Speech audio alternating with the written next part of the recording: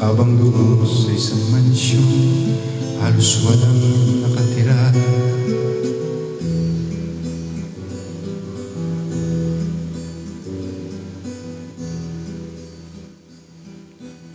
Sa init ng tablat karton, sila do'y nakakulong sa lilim ng yerong kalawang at mga sirang gulong.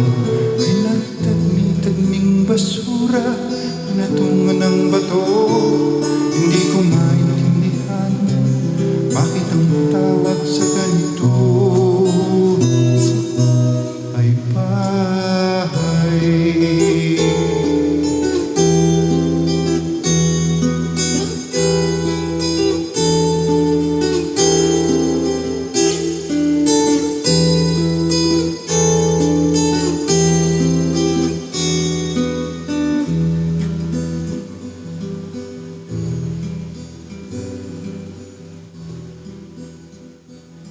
Isinulat ko ang nakita ng aking mga mata.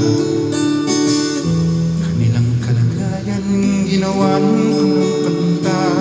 Iginuhit, isinalarawan ng naramdaman at sinangguni ko sa mga tao. Marami ang alam.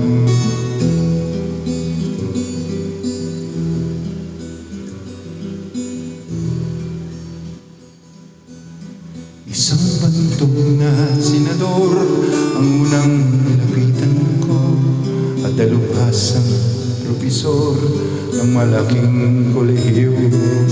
At ang pinagpala sa mundo, ang dyaryo at ang pulpito, at sila'y nagkasundo. Ang tawag sa ganito ay bahay.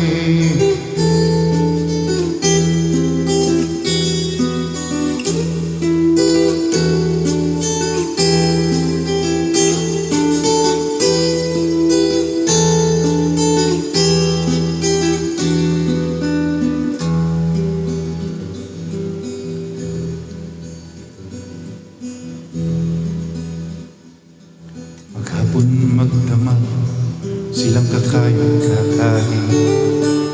Dakay tutukhang nakaupo lang sa sahig. Sa papag nagtay-tay, pipiliting imlay. Di hamak na mas mainam pa, pahinga ng mayayamang patay.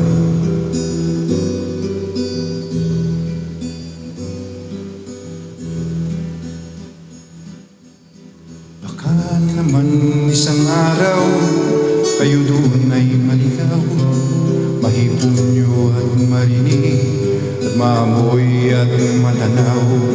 Hindi ako namumutya, kayo na rin ang magpasya. Sa palagay ninyo kaya ito sa mata ng may likha.